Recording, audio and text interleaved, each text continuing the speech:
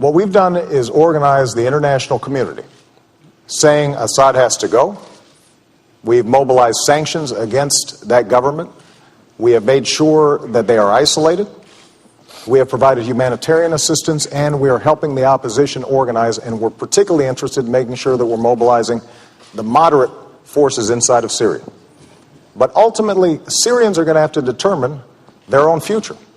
And so everything we're doing in consultation with our partners in the region, including Israel, which obviously has a huge interest in seeing what happens in Syria, coordinating with Turkey and other countries in the region that have a great interest in this.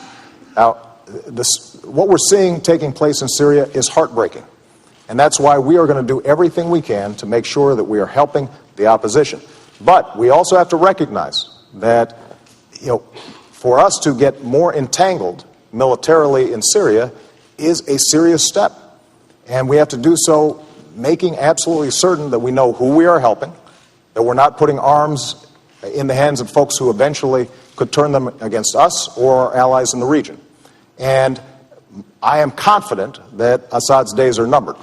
But what we can't do is to simply suggest that, as Governor Romney at times has suggested, that giving heavy weapons, for example, to the Syrian opposition is a simple proposition that would lead us to be safer over the long term. First of all, 30,000 people being killed by their government is a humanitarian disaster. Secondly, Syria is an opportunity for us because Syria plays an important role in the Middle East, particularly right now. Syria is Iran's only ally in the Arab world. It's their route to the sea. It's the route for them to arm Hezbollah in Lebanon, which threatens, of course, our ally Israel. And so seeing Syria remove Assad is a very high priority for us. Number two, seeing the replacement government being responsible people is critical for us. And finally, we don't want to have military involvement there. We don't want to get drawn into a military conflict. And so the right course for us is working through our partners and with our own resources to identify responsible parties within Syria, organize them, bring them together in a form of if not government, a form of council that can take the lead in Syria, and then make sure they have the arms necessary to defend themselves.